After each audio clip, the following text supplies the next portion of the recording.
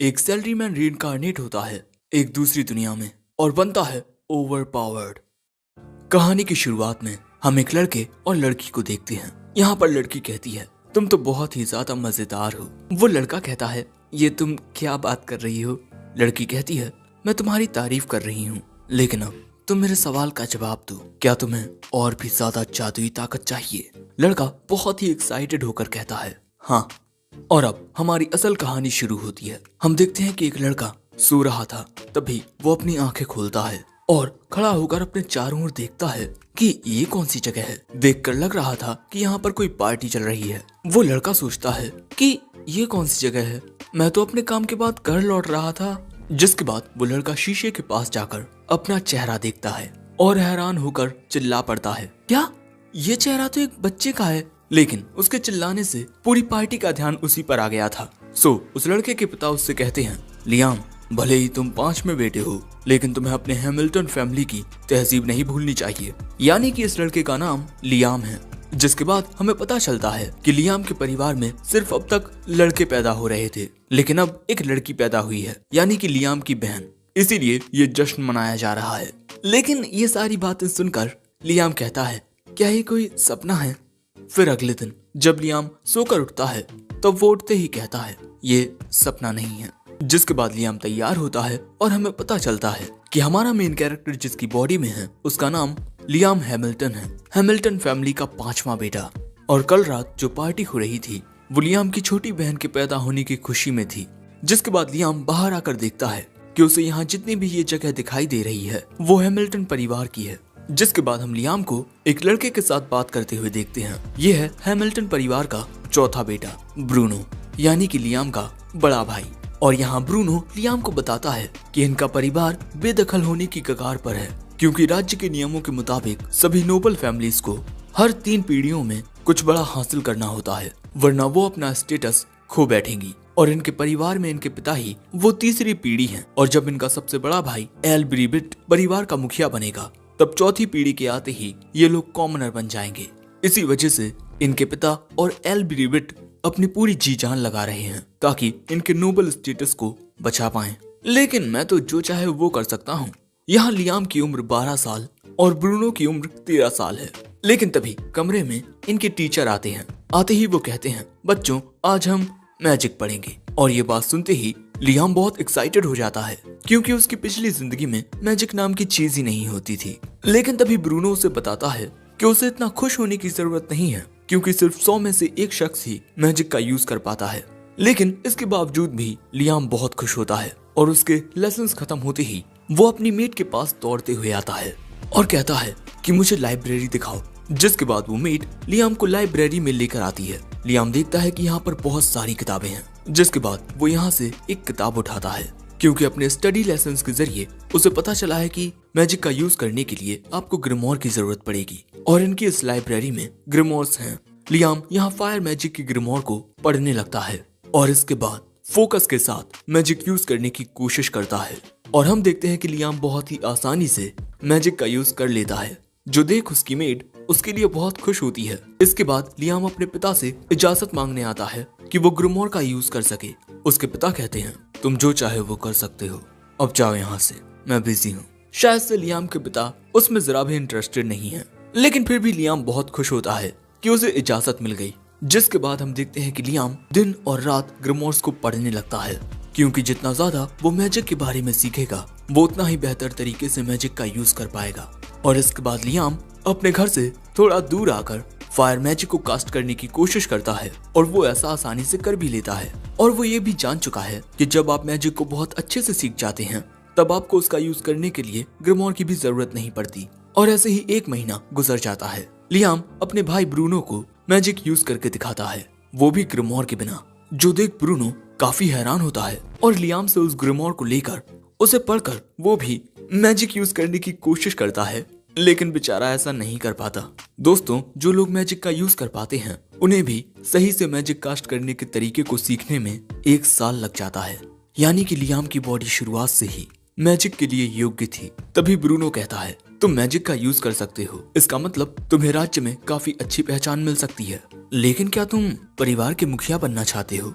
Liam कहता है, बिल्कुल भी नहीं, ब्रूनो वहाँ से जाते हुए कहता है, बड़े भाई को गुस्सा मत दिला दियो। जिसके बाद हम देखते हैं कि फायर मैजिक अच्छे से सीखने के बाद लियाम आइस मैजिक सीखने के लिए बहुत बेताब था। लेकिन तभी उसके पास उसके पिता आते हैं।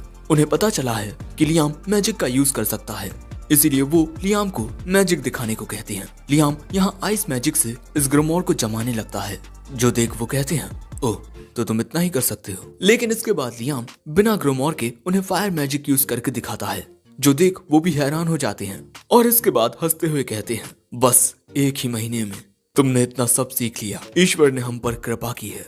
लियाम तुम जितनी चाहे उतनी ग्रोमोर्स का यूज कर सकते हो। जो बात सुन लियाम खुश हो जाता है।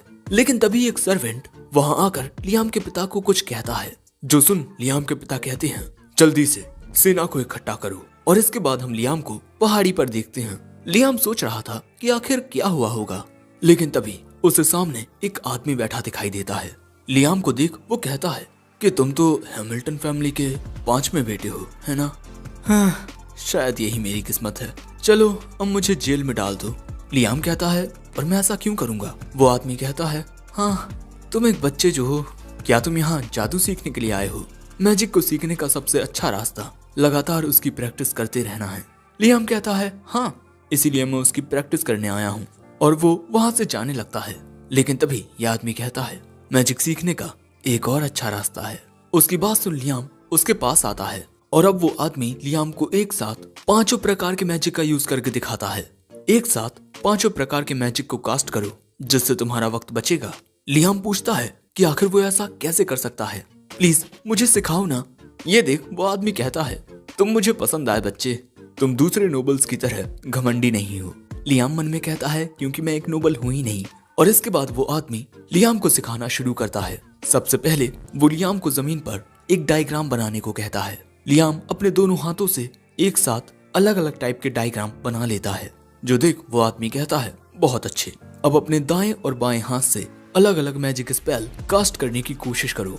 जिसके बाद हम देखते हैं कि लियाम कॉन्सेंट्रेट करता है और इसके बाद वो एक साथ अपने दोनों हाथों से अलग अलग फायर स्पेल कास्ट कर लेता है, जो देख वो आदमी भी हैरान हो जाता है। और इसके बाद हमें पता चलता है कि एक साथ अलग अलग प्रकार के मैजिक का यूज करने की टेक्निक को मिस्टिक कहते हैं, जो 10 लाख में से सिर्फ एक के पास ही होती है। जिसके बाद हम देखते हैं कि लियाम एक साथ 3 अलग अलग स्पेल्स को भी आसानी से कास्ट कर लेता है, लेकिन बस पल भर के लिए, क्योंकि उसके अंदर इतनी ज्यादा मैजिकल पावर नहीं है कि वो एक साथ 3 स्पेल्स को कास्ट कर पाए। लेकिन वक्त के साथ वो ऐसा करना सीख जाएगा। और इसके बाद वो आदमी लियाम को उसकी मैजिक पावर कंट्रोल करना सीखने को कहता है। वो लियाम को वहीं बैठा लेता है और जमीन पर अलग अलग प्रकार के साइंस बनाकर लियाम से पूछता है कि ये क्या है। लियाम कहता है, प्राइम नंबर्स। वो आदमी कहता है, ये जो टेक्निक है वो सिर्फ प्राइम नंबर्स के साथ ही काम करती है। अब ऐसा क्यों है, इस बारे में तो ये आदमी भी नहीं जानता। जब लियाम उन्हें सीखना शुरू करेगा तब उसे पहली दिक्कत चौथे चरण में आएगी। इसीलिए लोग अक्सर चौथे या छठे चरण में ही फंस कर रह जाते हैं, क्योंकि इन्हीं स्टेजेस को पार करना सबसे मुश्किल होता है। लेकिन वो आदमी बताता है कि जब तुम 4th स्टेज को पार कर लेते हो तब तुम्हें वो अनुभव मिल जाता है जिससे तुम छठे पड़ाव पर अटकोगे नहीं। लेकिन फिर तुम्हें दिक्कत आएगी 9th स्टेज पर, क्योंकि ये नंबर तुम्हें फंसा लेगा। जिसके बाद ये आदमी अपने हर एक प्रकार के मैजिक स्पेल को कास्ट करके दिखाता है और हम देखते हैं कि एक साथ ये इतने स्पेल्स को कास्ट कर सकता है, यानी कि ये इस वक्त 13वें चरण तक है और इसे लगता है कि ये 16वें चरण तक पहुंच सकता है, क्योंकि 13वें चरण के बाद 17वां चरण सबसे मुश्किल होता है। जिसके बाद ये आदमी कहता है, तुम इस वक्त बहुत छोटे हो, तुम्हारे पास अभी बहुत वक्त है, तुम दूसरों से सलाह लेकर अपने भविष्य को और भी सुनहरा बना सकते हो। वैसे क्या तुम और भी मैजिक सीखना चाहोगे? लियाम कहता है, हाँ। जो सुनी ये आदमी अपने मैजिक से एक अंगूठी निकालता है। इसे हम एक बहुत ही बड़ी ग्रिमोर कह सकते हैं, एक मैजिक पीडिया। इस अंगूठी में सैकड़ों ग्रिमोर्स की मैजिकल पावर है। जिसके बाद लियाम उस अंगूठी को पहन लेता है और इसके बाद वो अपनी आंखों के सामने मैजिकल पावर को फ्लो होते हुए देख सकता है। और इसके बाद लियाम एक अलग टाइप के मैजिक को कास्ट करने की कोशिश करता है, विंड मैजिक। वो विंड शूट नाम का एक स्पेल कास्ट करता है, जो जंगल में एक तूफानी हमला होता है। लेकिन अगले ही पल में लियाम देखता है कि वो आदमी वहां से गायब हो चुका है और तभी वहां लियाम की मेड आ जाती है और वो उसे आकर बताती है कि एक बड़ा ही अजीब आदमी हैमिल्टन परिवार के इलाके में देखने को मिला है। साथ ही वो लियाम को यहाँ एक ग्रिमोर भी देती है जो लियाम के पिता ने लियाम तक पहुँचाई है। ये एक समनिंग मैजिक की ग्रिमोर है। और इसके बाद लियाम की मेट वहाँ से जैसे ही जाती है, लियाम के पीछे वो आदमी फिर से आ जाता है और वो लियाम को बताता है कि वो यहाँ से कहीं गया नहीं था, बल्कि सच में गायब हो गया था। इस मैजिक का यूज करना थोड़ा मुश्किल होता है, लेकिन इसके बाद वो कहता है, मुझे नहीं लगता मैं ज्यादा वक्त तक यहाँ रुक पाऊंगा, इसीलिए मैं तुम्हें एक आखिरी चीज सिखाऊंगा, इसी समनिंग ग्रिमोर का। लियाम देखता है कि इस ग्रिमोर में एक low level fire spirit salamander को समन करने का स्पेल होता है। वो आदमी कहता है, इस रिंग के जरिए इस स्पेल को कास्ट करने की कोशिश करो। जिसके बाद लियाम ऐसा ही करता है। वो इस स्पेल को कास्ट करता है और उसके सामने प्रकट होता है सैलामेंडर और वो सीधा इस अंगूठी के अंदर चला जाता है। इस रिंग में ग्रिमोर्स की पावर को एब्जॉर्ब करने की ताकत है। ये जान लियाम कहता है, आप मुझे इतनी कीमती चीज दे रहे हैं। वो आदमी कहता है, ये इतनी भी कीमती नहीं है, हाँ, लेकिन इसकी मदद से तुम्हें बहुत सारी ग्रिमोर्स अपने साथ नहीं रखनी पड़ेंगी। जिसके बाद लियाम कुछ और लो लेवल स्पिरिट्स को सम्मन करता है और उन्हें भी ये अंगूठी एब्जॉर्ब कर लेती है। लेकिन जैसे ही लियाम ऐसा करता है, वो आदमी वहाँ से गायब हो जाता है और वो जमीन पर लिख कर गया है कि ऐसे ही मैजिक की प्रैक्टिस करते रहो और हाँ, मेरे बारे में किसी को बताना मत। लियाम कहता है, मैं नहीं जानता कि यह आदमी कौन था, लेकिन यही मेरे मास्टर थे। अब इसके 1 महीने बाद हम देखते हैं कि लियाम फ्लेम कटर नाम के फायर मैजिक का यूज करके एक ही बार में बहुत सारे पेड़ों को काट देता है और इसके बाद जीनोम नाम की एक स्पिरिट को सम्मन करता है। लकड़ियों को मिट्टी की बॉल में दबा देता है और उन्हें आग पर पकाने लगता है और फिर विंड स्पिरिट को बुलाकर इसमें हवा लगवाने लगता है। जिसके बाद हम देखते हैं कि लियाम ने उन लकड़ियों को कुछ इस तरह क्रिस्टलाइज कर दिया है। तभी लियाम का भाई ब्रूनो वहां आता है। लियाम के हाथ में इस लकड़ी को देख वो देखने लगता है कि ये क्या है। ये तो व्हाइट चारकोल है जिसे बहुत ज्यादा तापमान पर पकाया जाता है। इसके जलने से धुआं नहीं निकलता, लेकिन ऐसा व्हाइट चारकोल किसी फर्नेस के बिना बना पाना नामुमकिन है और तुमने ये अपने मैजिक से कर दिया। मैं हैरान हूँ। और ये है लैक्रो क्रिस्टल्स, इनसे मैजिक पावर रिकवर होती है और लियाम ने इन्हें भी अपनी मैजिक पावर से बनाया है। ये जान ब्रूनो कहता है, तुम्हारा भविष्य बहुत ही उज्जवल होने वाला है। वैसे मेरी शादी होने वाली है एक लो रैंकिंग नोबल फैमिली में।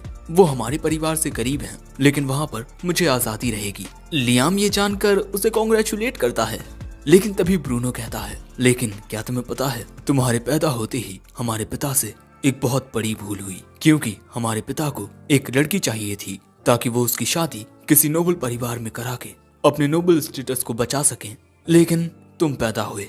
अब इसी बात से परेशान होकर हमारे पिता ने 1000 सैनिकों की आर्मी के साथ उस ताकतवर मॉन्स्टर को हराने का तय किया जो हमारी ही जागीर में कैद था, लेकिन उन्हें उस मॉन्स्टर के खिलाफ हार का सामना करना पड़ा और उनके 90% सैनिक मारे गए। और अब मुझे लगता है कि हमारा हैमिल्टन परिवार अपना सब कुछ खोने वाला है। इसीलिए अब तुम्हें अपने बारे में सोचना शुरू करना चाहिए कि किस तरह तुम अपनी जिंदगी में आजादी पा सकते हो। और ये कहकर ब्रूनो वहां से चला जाता है। जिसके बाद हम देखते हैं कि लियाम उस व्हाइट चारकोल और क्रिस्टल्स को एक दुकान में आकर बेच देता है और यहाँ से उसे कुछ पैसे मिलते हैं जिससे वो खुश होता है, लेकिन अब उसे कुछ ऐसा करना होगा जिससे उसे ज्यादा फायदा हो।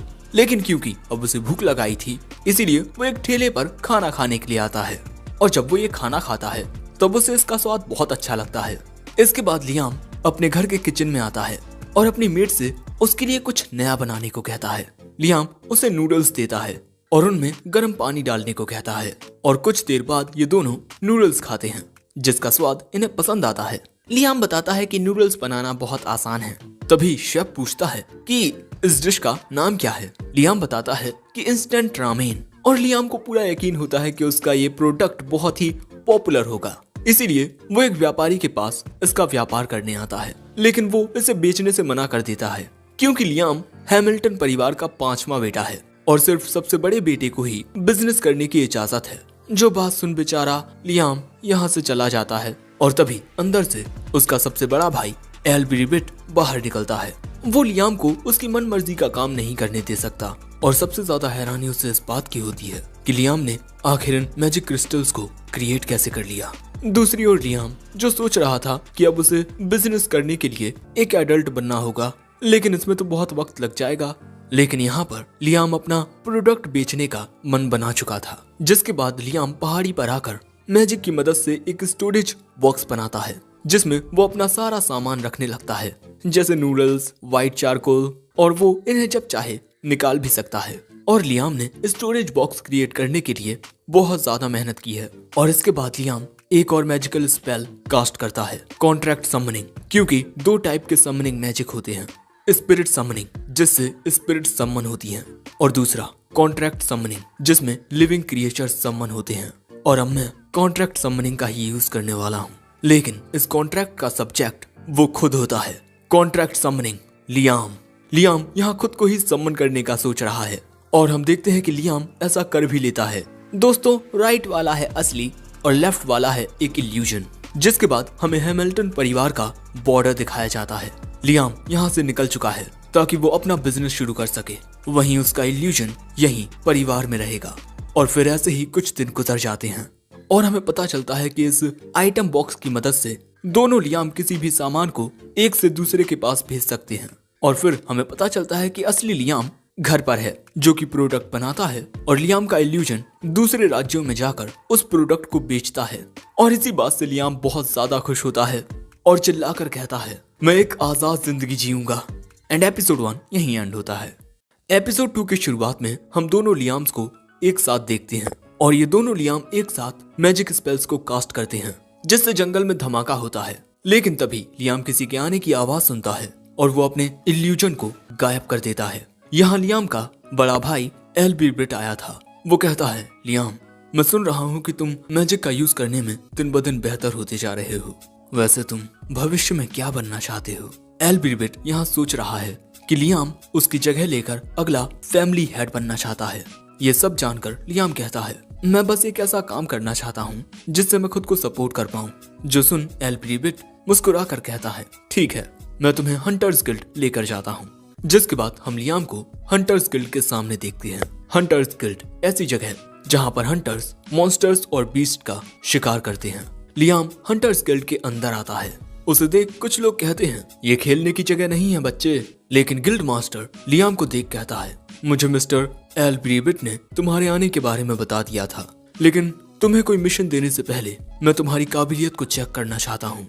अपने किसी स्पेल को कास्ट करो जिसमें तुम माहिर हो। चलो मुझ पर हमला करो। लियाम इस वक्त अपनी मैजिक पावर से अपना एक इल्यूजन बहुत दूर किए हुए हैं, इसीलिए वो इस वक्त अपनी पूरी ताकत का इस्तेमाल नहीं कर सकता। लेकिन वो जितनी भी मैजिकल पावर दिखाता है, उसे देख गिल्ड मास्टर के साथ साथ वहाँ पर मौजूद सभी हैरान हो जाते हैं। गिल्ड मास्टर कहते हैं, तुम्हारी पावर देखकर मैं तुम्हें सी रैंक या बी रैंक लाइसेंस दे सकता हूँ। जिसके बाद लियाम अपना बी रैंक लाइसेंस लेकर जाने लगता है। लेकिन तभी उसके पास एक लड़की आती है। मेरा नाम आसुना एक्वेज है और मैं चाहती हूँ कि क्यों ना हम साथ में हंटिंग करें। ऐसा करने से हम दोनों ही ज्यादा सेफ रहेंगे। और लियाम आसुना की बात मान लेता है क्योंकि उसे आसुना जैसी लड़कियां काफी पसंद हैं। जिसके बाद ये दोनों जंगल में आ जाते हैं और हमें पता चलता है कि सिर्फ ए रैंक या उससे हाई रैंक के हंटर्स को ही मिशंस लेने पड़ते हैं, बाकी सब अपनी मर्जी से भी हंटिंग कर सकते हैं। लेकिन अगले ही पल में आसुना अपनी तलवारें निकाल लेती है क्योंकि इनके सामने एक भेड़िया आ चुका था। वो एक नहीं था, इन्हें चारों ओर से भेड़ियों ने घेर लिया है। लेकिन तभी लियाम कहता है, तुम इन्हें खत्म कर देना। और इसके बाद लियाम अपनी मैजिक पावर से काफी सारे जीनोम्स को सम्मन करता है जिन्हें ये भेड़िए दबा लेते हैं। लेकिन तभी ये जीनोम्स फूलना शुरू हो जाते हैं, जिस वजह से सभी भेड़िए कुछ इस तरह फंस जाते हैं। और इसी मौके का फायदा उठाकर आसुना इन पर हमला कर देती है और इसके बाद इन सभी भेड़ियों को हंटर्स गिल्ड तक लाया जाता है। आसुना गिल्ड मास्टर को बताती है कि ये 42 भेड़िए हैं। अब क्योंकि ये इतने ज्यादा ताकतवर होते हैं, इसीलिए गिल्ड मास्टर इन्हें एक मिशन देना चाहते हैं। अगले सीन में हम आसुना और लियाम को कहीं जाते हुए देखते हैं और आसुना काफी ज्यादा खुश लग रही थी क्योंकि इन्हें एक मिशन मिला है। इस रास्ते से एक बहुत ही मशहूर इंसान गुजरने वाला है, इसीलिए गिल्ड मास्टर चाहते हैं कि ये दोनों इस मॉन्स्टर को हरा दें, एक जाइंट कैटरपिलर। जिसके बाद हमें पता चलता है कि मॉन्स्टर्स की बॉडी में मैजिक स्टोन्स होते हैं और इन्हीं की मदद से मॉन्स्टर्स मैजिक या हाई लेवल कॉम्बैट स्किल्स का यूज कर पाते हैं। इसीलिए ये मामूली बीस्ट से बहुत खतरनाक होते हैं। इसीलिए आज लियाम अपनी पूरी ताकत के साथ आया है। आज उसने अपना इल्यूजन हटा दिया है और इसके बाद जब वो जाइंट कैटरपिलर इनके सामने आता है, तब इनके किसी भी हमले का उस पर कोई असर होता ही नहीं। इसीलिए इन दोनों को वहाँ से भाग कर आना पड़ता है। आसुना कहती है, मुझे नहीं लगता कि वो मॉन्स्टर तब तक मरेगा जब तक उस पर कोई बड़ा सा मीटियोर आकर ना गिरे। लियाम कहता है, ये तो बहुत ही अच्छा आइडिया है। अगले सीन में हम देखते हैं कि आसूना उस मॉन्स्टर को अपने पीछे भगाने लगती है। इसी मौके का फायदा उठाकर लियाम अपने आइटम बॉक्स में से एक बड़ा सा पत्थर निकाल के इस कैटरपिलर की ओर फेंकता है और ये मॉन्स्टर उसके नीचे ही दब जाता है, जो देख आसूना हैरान हो जाती है। लेकिन इन दोनों ने इस मॉन्स्टर को हरा दिया है, वो भी एक नहीं दो। लेकिन वहाँ मौजूद हंटर्स को यकीन नहीं हो रहा था कि इन दो बच्चों ने इतने खतरनाक मॉन्स्टर्स को हराया है। तभी आसूना कहती है कि कोई बहुत जरूरी इंसान यहाँ पर आने वाला है। ये बिल्कुल भी अच्छा नहीं होता अगर ये मॉन्स्टर उन पर हमला कर देते। गिल्ड मास्टर कहते हैं, हाँ तुमने सही कहा, इसीलिए मैं तुम्हें इस रिवॉर्ड का 5 गुना ज्यादा दूंगा। जो सुन ये दोनों खुश हो जाते हैं और फिर इसके कुछ दिन बाद वो जरूरी शख्स इनके शहर में आता है और यहाँ पर लियाम का भाई एल्ब्री बिट भी आया हुआ था और वो लियाम से ये कहकर चला जाता है कि ऐसे ही अच्छा काम करते रहो। लियाम मन में कहता है एक बड़े भाई के लिए उसके सिबलिंग्स उसके लिए बस परेशानी होते हैं और कुछ नहीं। तभी आसूना भी कहती है कि ये तुम्हारा बड़ा भाई था, कितना अजीब था। तभी घोड़ा गाड़ी से वो जरूरी शख्स बाहर निकलता है। उसके स्वागत के लिए लियाम के पिता और उसका बड़ा भाई खड़े हुए थे, लेकिन तभी वो जरूरी शख्स लियाम की ओर देखता है। आसूना खुश होकर कहती है अगर एक जरूरी शख्स ने हम पर ध्यान दिया तब हमारी पहचान और भी बढ़ जाएगी। लेकिन अगले सीन में हम उस जरूरी शख्स और लियाम को आमने सामने बैठा देखते हैं। मेरा नाम जेम्स स्टैनली है और तुम हैमिल्टन परिवार के 5वें बेटे हो, लेकिन मैं यहाँ ये जानना चाहता हूँ कि तुम्हारा रेमोंड के साथ क्या नाता है। तुम्हारे हाथ में वो अंगूठी रेमोंड की है। लियाम को याद आता है वही शख्स जिसने उसे जादू के बारे में बहुत सी चीजें सिखाई हैं। लियाम कहता है ये अंगूठी मेरे मास्टर ने मुझे दी है। वो आदमी कहता है मास्टर, और इसके बाद लियाम उसे पूरी कहानी सुनाता है। हंसते हुए ये आदमी कहता है ओह तो उसने एक स्टूडेंट बना लिया है। और इसके बाद ये आदमी लियाम को अपने सबसे ताकतवर स्पेल के साथ अपने बटलर पर हमला करने को कहता है। वो देखना चाहता है कि लियाम कितना ताकतवर है। ये बटलर अपने सामने एक शील्ड बना लेता है और इसके बाद हमें पता चलता है कि इनकांटेशंस आपकी मैजिक पावर की अपर लिमिट को बढ़ा देते हैं। इनकांटेशंस वो शब्द होते हैं जो आपकी आत्मा और दिल के साथ तालमेल खाते हैं। इसीलिए लियाम अपनी दुनिया की अपनी फेवरेट सिंगर्स को याद करता है और इसके बाद उनका नाम लेते हुए मैजिक मिसाइल से हमला करता है। इनकांटेशंस के बिना लियाम की लिमिट सिर्फ 7 है, लेकिन इनकांटेशंस के साथ वो बढ़कर 11 पहुंच जाती है और उसका ये स्पेल इतना ताकतवर होता है कि उससे उस बटलर की शील्ड टूट जाती है। जो देख जेम्स कहता है बच्चे तुम तो बहुत ही होनहार हो और अगर तुम हंटिंग में अपना भविष्य बनाना चाहते हो तब मैं तुम्हें एक नाइट का टाइटल दे सकता हूँ जिससे तुम्हें आजादी मिलेगी। और इसी तरह से लियाम को उसकी आजादी मिल गई, लेकिन एडल्ट होने तक उसे अपने परिवार के साथ ही रहना होगा। और इसके बाद हम देखते हैं कि रिचुअली लियाम एक नाइट बन चुका है। जेम्स कहता है तुम अब एक नाइट हो, लेकिन शायद ये बात तुम्हारे पिता को पसंद ना आए। वो तुम्हारी ताकत का इस्तेमाल अपने परिवार के लिए करना चाहते हो, लेकिन अगर तुम चाहो तो दूसरे तरीकों से भी अपने पिता की मदद कर सकते हो। तुम्हारी सारी अचीवमेंट्स तुम्हारे परिवार की ही होगी। वैसे क्या तुम्हें कभी ऐसा लगा है कि रेमोंड ने तुम्हारे साथ मजाक किया हो, क्योंकि उसे मजाक करने की बहुत आदत है। ये सुन लियाम कहता है कुछ दिन पहले जब मैं आइटम बॉक्स के स्पेल के साथ प्रैक्टिस कर रहा था तब लियाम एक तालाब के पानी को अपने आइटम बॉक्स में भर लेता है, जिसके बाद वो अपने आइटम बॉक्स को चेक करता है और उसमें उसे उसके मास्टर यानी रेमोंड का एक लेटर मिलता है। अगर तुम इस लेटर को पढ़ रहे हो लियाम, इसका मतलब है कि तुमने आइटम बॉक्स को मास्टर कर लिया है। और मैं तुम्हें बताना चाहता हूँ कि इस तालाब में 100 किलो सोना था, मेरी ओर से तुम्हारे लिए ग्रेजुएशन गिफ्ट। और अगर तुम्हें मेरा तोहफा पसंद ना आया हो तब तुम इस बारे में सोचना कि आखिर मैंने क्यों 100 किलो ही चुना। ये तुम्हारा ग्रेजुएशन टेस्ट है। ये सुन जेम्स कहता है मैं तुम्हें ये कह सकता हूँ कि वो सोना धुएं की एक परत है। तुम्हारा असली ग्रेजुएशन गिफ्ट कुछ और है। वो कोई ऐसी चीज होगी जो इस सोने से बहुत कीमती होगी। ये सुन लियाम फिर से जंगल में उसी जगह आता है और अपने आइटम बॉक्स की मदद से उस तालाब का पूरा पानी फिर से आइटम बॉक्स में डाल लेता है और तालाब के अंदर आकर देखता है कि आखिर मास्टर का मतलब क्या होगा। उन्होंने पानी के अंदर 100 किलो सोना रखा गोल्ड डस्ट मिलाकर। 1 मिनट, मुझे शायद इसमें से गोल्ड डस्ट बाहर निकालनी चाहिए। जिसके बाद हम देखते हैं कि लियाम आइटम बॉक्स में से गोल्ड डस्ट बाहर निकालने लगता है और पूरी गोल्ड डस्ट के वहां आते ही वहां एक सर्कल क्रिएट हो जाता है और फिर वहां एक खुफिया रास्ता निकलता है। जो देख लियाम कहता है वाह, आपको समझ पाना बहुत मुश्किल है मास्टर। इसके बाद लियाम उस जगह के अंदर आता है। यहाँ उसके लिए एक ग्रिमोर और एक लेटर था लेटर में लिखा था कि लियाम, यही है तुम्हारा असली ग्रेजुएशन गिफ्ट, ये मैक्सिमम लेवल ग्रिमोर। मैं तो इसका इस्तेमाल नहीं कर सका, शायद तुम कर पाओ। उस ग्रिमोर को उठाकर लियाम कहता है कि इसमें किस तरह का मैजिक होगा, जिसके बाद हम देखते हैं कि लियाम इसी जगह पर उस ग्रिमोर को पढ़ने लगता है और इसमें लियाम अनदर वर्ल्ड नाम के स्पेल को कास्ट करने की कोशिश कर रहा है, लेकिन वो ऐसा कर नहीं पा रहा। लेकिन वो प्रैक्टिस करना जारी रखता है और ऐसे ही अगला दिन हो जाता है और यहाँ पर लियाम ने इस अनदर वर्ल्ड स्पेल को कास्ट कर लिया है और अब उसके सामने एक शीशा आ गया है। लियाम उस शीशे के अंदर जाता है, वहाँ कुछ नहीं होता। लियाम पढ़ता है कि अनदर वर्ल्ड ये स्पेल एक अलग ही दुनिया का स्पेस क्रिएट कर देता है और उस जगह का साइज उस स्पेल का यूज करने वाले की मैजिकल पावर पर डिपेंड करेगा। अगर कास्टर की इजाजत ना हो तो उस जगह के अंदर कोई नहीं आ सकता और इसके अंदर लियाम सामान भी रख सकता है, यानी कि इसे हम आइटम बॉक्स का बड़ा रूप मान सकते हैं। लेकिन हाँ, इसके अंदर जिंदा जीव भी आ सकते हैं, जिस बात से लियाम तो बहुत खुश होता है। अब 1 महीने बाद आसूना और लियाम हंटिंग पर आते हैं और इनके सामने एक बड़ा मेंढक होता है। यहाँ पर लियाम काफी सारे सैलामेंडर्स को सम्मन करता है। ये एक साथ इस मेंढक पर हमला करते हैं, लेकिन इसका इस बड़े मेंढक पर कोई असर नहीं होता और इसके बाद ये मेंढक एक बहुत ही खतरनाक इलेक्ट्रिक अटैक करने वाला है, जो देख Liam another world spell cast करके आसूना को लेकर उसके अंदर चला जाता है। और फिर हम देखते हैं कि इस मेंढक का ये इलेक्ट्रिक अटैक बहुत ही ज्यादा खतरनाक होता है और इसके बाद वो मेंढक शांत हो जाता है। हमला देख आसूना कहती है कि इतना खतरनाक हमला, ये तो हमें मार सकता था। लेकिन लियाम कहता है अब हमला करने की बारी हमारी है।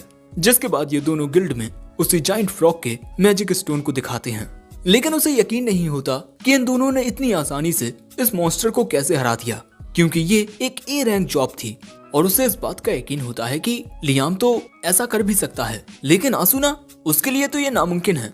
बेचारी आसूना। लेकिन आसूना भी ये बात समझती थी कि वो लियाम से बहुत कमजोर है और उसे ताकतवर बनना होगा। जो सुन गिल्ड मास्टर कहता है तो तुम इसकी फैमिलियर क्यों नहीं बन जाती। हमें पता चलता है कि किसी को फैमिलियर बनाने के लिए उस फैमिलियर का मॉन्स्टर होना जरूरी नहीं है, लेकिन हाँ, एक बार इसकी फैमिलियर बनने के बाद तुम इसके ऑर्डर्स को मना नहीं कर सकती और अपने मास्टर्स की ताकतों के अनुसार ही उसके फैमिलियर की ताकत भी बढ़ या घट सकती है। ये बात सुनते ही आसूना कहती है लियाम चलो एक कॉन्ट्रैक्ट बनाते हैं। लियाम कहता है वो तो ठीक है, लेकिन फिर तुम किसी भी काम के लिए मुझे मना नहीं कर पाओगी। लेकिन आसूना को लियाम पर पूरा यकीन होता है कि वो उसके साथ कुछ गलत नहीं करेगा और अगर उसने कुछ किया भी तब भी वो उसका बुरा नहीं मानेगी। अब इसके बाद लियाम अपना फैमिलियर कॉन्ट्रैक्ट बनाने के लिए तैयार था, जिसका विटनेस खुद गिल्ड मास्टर होता है। सभी लोग बहुत हैरान थे कि भैया ये क्या हो रहा है। और इसके बाद आसूना लियाम के हाथ को किस करती है और आसूना को फिर अपने सामने काफी मैजिकल पावर दिखाई देती है और इसी तरह इनका ये फैमिलियर कॉन्ट्रैक्ट फॉर्म हो जाता है। जिसके बाद बिजली की रफ्तार से आसूना लियाम के पीछे आ जाती है। लियाम के ताकतवर होने की वजह से आसूना भी अब ताकतवर हो चुकी है और आसूना की स्पीड मास्टर नाम की एक स्किल अवेकन हो चुकी है। जो सुन लियाम कहता है मुझे इसके बारे में और रिसर्च करनी होगी, लेकिन मुझे इसके लिए एक टेस्ट सब्जेक्ट चाहिए होगा। ये बात सुन आसूना लियाम को एक जगह पर लेकर आती है, इन मोहतरमा के पास। इनका नाम मिस जोडी है। ये एक वेटरन हंटर है जो अक्सर आसूना की मदद करती है और मुझे यकीन है कि मिस जोडी कॉम्बैट में हमारी बहुत मदद कर सकती हैं। और यहाँ पर मिस जोडी भी इनकी मदद करने के लिए तैयार होती हैं। जिसके बाद हम देखते हैं कि गिल्ड में लियाम ने मिस जोडी के साथ भी एक फैमिलियर कॉन्ट्रैक्ट बना लिया है, जिससे उन्हें भी एक यूनिक स्किल मिल जाती है। जो बात सुन बाकी लोग देखकर हैरान होते हैं और गिल्ड मास्टर के भी होश उड़ चुके थे। जिसके बाद मिस जोडी गिल्ड से बाहर आती हैं अपनी यूनिक स्किल को चेक करने के लिए और कुछ ही देर में वो सैंडविच लेकर आती हैं। और हाँ, लियाम के साथ कॉन्ट्रैक्ट बनाने से मिस जोडी और भी ज्यादा खूबसूरत हो गई हैं। यहाँ पर एक शख्स घायल होता है, इसीलिए मिस जोडी उसे ये सैंडविच खाने को देती हैं। लेकिन वो शख्स जैसे ही इस सैंडविच को खाता है उसका जख्म ठीक हो जाता है और उसकी बॉडी में एक नई ताकत आ जाती है, यानी कि मिस जोडी के हाथ का बना हुआ खाना जख्मों को ठीक कर सकता है। भाई ये सब क्या हो रहा है। गिल्ड मास्टर ने तो अपना सिर पकड़ लिया है। जिसके कुछ दिन बाद जेम्स स्टैनली लियाम को बताते हैं कि कुछ ही दिन में प्रिंसेस यहाँ आने वाली हैं, हमारे जैमील किंगडम की पहली राजकुमारी प्रिंसेस स्कारलेट। और ऐसा इस वजह से है क्योंकि लियाम सिर्फ 12 साल की उम्र में ही हंटर्स गिल्ड के लिए ए रैंक मिशन कर रहा है और इतनी छोटी उम्र में वो एक साथ 11 स्पेल्स को कास्ट कर सकता है और साथ ही उसके साथ जो कॉन्ट्रैक्ट बनाता है उनकी पावर भी बहुत बढ़ जाती है। इसीलिए प्रिंसेस स्कारलेट का लियाम में बहुत इंटरेस्ट आ गया है और वो लियाम के फैमिलियर्स से भी मिलना चाहती हैं। लियाम कहता है क्या कोई रास्ता है जिससे मैं उन्हें मना कर सकता हूँ, क्योंकि वो फैमिलियर्स मेरे दोस्त हैं, ना कि कोई जानवर जिस पर लोग एक्सपेरिमेंट करें। जेम्स कहता है प्रिंसेस को मना करने का मतलब तुम समझ रहे हो ना। लियाम कहता है हाँ। और इसके बाद जेम्स लियाम को यहाँ से जाने को कहते हैं। लियाम के जाने के बाद जेम्स झुककर कहता है मुझे माफ कीजिएगा प्रिंसेस। जेम्स के सामने जो मेड खड़ी हुई थी वो कोई मेड नहीं बल्कि राजकुमारी हैं और वो कहती हैं उस लड़के ने मना कर दिया, लेकिन क्या वो मेरे सामने ऐसा कर पाएगा। तो अब भाई लियाम के साथ क्या होने वाला है ये जानने में काफी मजा आएगा। वैसे ये एपिसोड 2 एंड हो गया। एपिसोड 3 की शुरुआत में हम लियाम को देखते हैं जो एक घोड़ा गाड़ी से उतरता है और उसके सामने एक बहुत ही बड़ा मेंशन था और वहाँ काफी सारे गार्ड्स थे और फिर उसके सामने आती है किंगडम की पहली राजकुमारी प्रिंसेस स्कारलेट और उसे देख लियाम हैरान हो जाता है। अगले सीन में हम देखते हैं कि लियाम प्रिंसेस के सामने झुककर उन्हें अपना नाम बताता है। तभी एक मेड लियाम के लिए कुर्सी लेकर आती है और अब राजकुमारी पूछती है मैं तुमसे सीधे पूछना चाहती हूँ कि तुमने कार्निवोरस कैटरपिलर्स और जायंट फ्रॉग को कैसे हराया। सो अब लियाम उन्हें बताना शुरू करता है। प्रिंसेस ये सुनकर काफी इम्प्रेस होती हैं कि किसी शख्स ने जायंट फ्रॉग को बिना हाई लेवल का मैजिक यूज किए हरा दिया। यहाँ जेम्स कहता है कि जायंट फ्रॉग को हराने का सबसे अच्छा तरीका हाई लेवल का मैजिक यूज करना ही होता है। ये सुन लियाम सोचता है हाई लेवल का मैजिक कैसा होता होगा।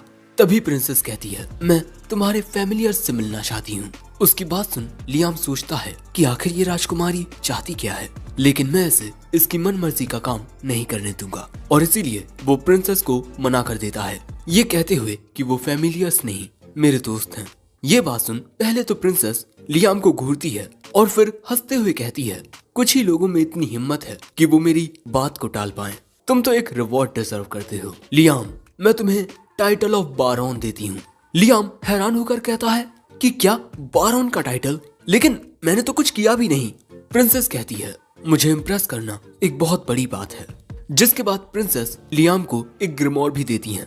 ये एक ऐसी ग्रिमोर है जिससे आप फैमिलियर्स के साथ कॉन्ट्रैक्ट बना सकते हो। उसे पाकर लियाम बहुत खुश होता है और प्रिंसेस को शुक्रिया कहने लगता है। प्रिंसेस कहती है तुम्हें बारोन के टाइटल से ज्यादा ये ग्रिमोर पसंद आई, तुम सच में बहुत अजीब हो। अब शाम के वक्त हम लियाम को जंगल में बैठा देखते हैं जहाँ वो ग्रिमोर पढ़ रहा था। तभी वहाँ उसका बड़ा भाई ब्रूनो आता है और वो आते ही लियाम की तारीफ करने लगता है कि वाह अब तो तुम एक बारोन बन चुके हो। जिसके बाद वो कहता है अब तुम्हारा स्टेटस हमारे पिता के स्टेटस से भी ऊंचा हो गया है। लियाम कहता है लेकिन मैं तो बस एक बारोन हूँ। लेकिन ब्रूनो उसे समझाता है कि उनके राज्य की नोबिलिटी इस बात पर डिपेंड करती है कि फर्स्ट जनरेशन अपने बलबूते पर कितना कुछ अजीब कर पाती है और जिन लोगों को सब कुछ अपने माता पिता के द्वारा मिलता है उनकी हमारे राज्य में ज्यादा इज्जत नहीं की जाती और इसीलिए मुझे पूरा यकीन है तुम हमारे पिता से भी एक दिन बहुत आगे निकल जाओगे।